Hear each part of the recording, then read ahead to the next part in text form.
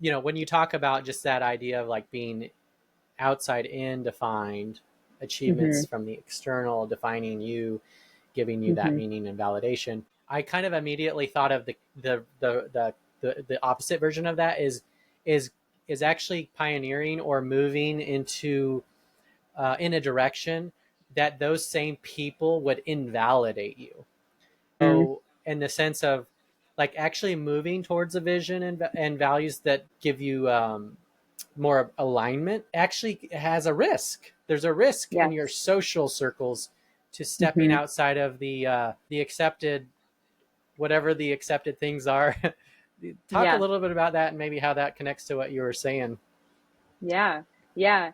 I mean, it's intricately connected. And I think most of our maps, most of us as humans, to just talk more broadly outside of even the ITC perspective, we're social creatures, and that goes back to our survival instinct. So if you're the outsider, like back in the day, you're not getting resources, your family's not protected. Like instinctually, we don't want to be the Mm-hmm. odd one out. Yeah. And for good reason, back to like a survival instinct. We Yeah. don't want to be There is a left risk, without a real risk. resources. There is a real risk. Yeah. So that's a big part of our wiring.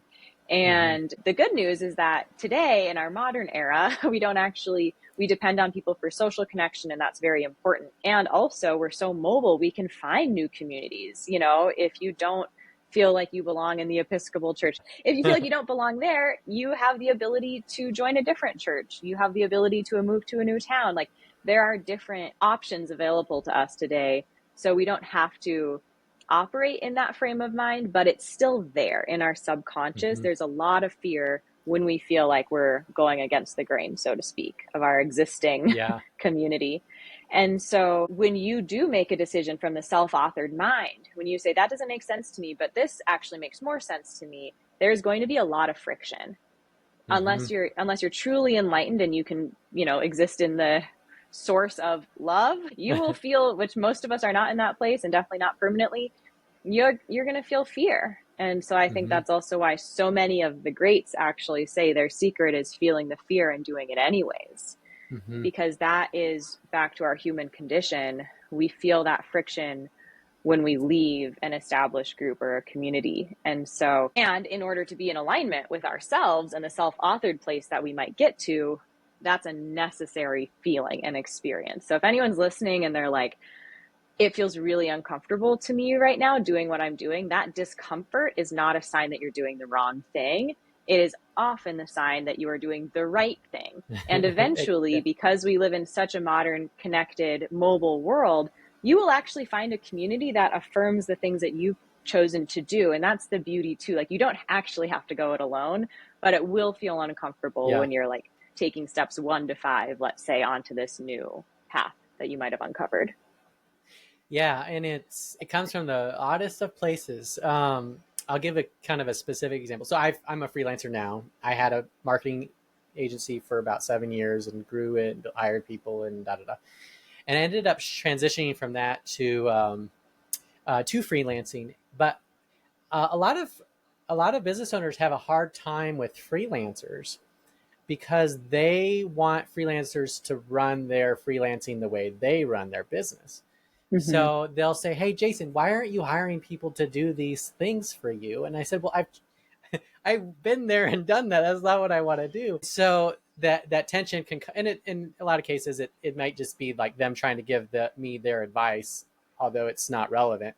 They're trying to help, so it's not necessarily a hostile thing, but they just have a hard time with that dynamic because I've sort of chosen a different paradigm. And Yeah. and you Yeah. talked about the And idea of mhm, solopreneurship, and so yeah, dive into that a little bit.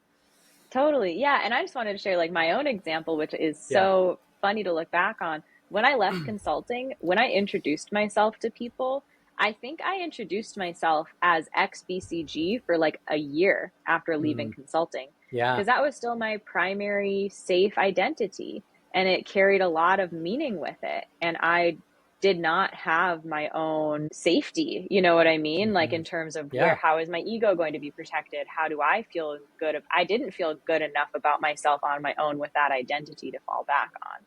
And it was so, I Yeah. reflected on that later where I'm like, how long did it actually take me to get to the place where I was good with the decision that I had made, because I was able to make the decision, but then to actually be in like a new space where I had created Yeah. a new foundation for myself. It took me about a year, because I would identify myself that way.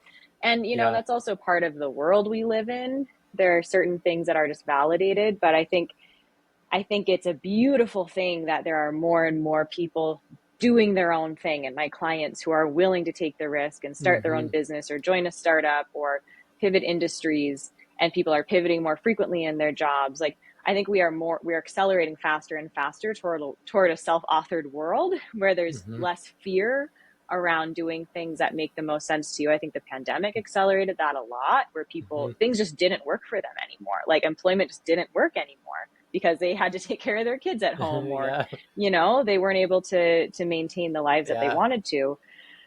So I'm And optimistic we're that still having to, yeah, people are yeah, still yeah. having to process that, even though it's 4 years Hmm. past the pandemic. Yeah. Yes, yeah. And I hope that the self-authored component of the pandemic, where it forced a lot of us to make the decision that made the most sense for us individually at that time, I hope that validation of the self authoring our choices will continue. I think it's hard Yeah. because, again, the social pull and coming back to the office, and there are other things that kind of reinforce the socialized mind. But I do think there was a little bit of a step change that happened for society as a whole toward more stage 4 thinking due to the Mm-hmm. pandemic, which just flipped all of our social groups on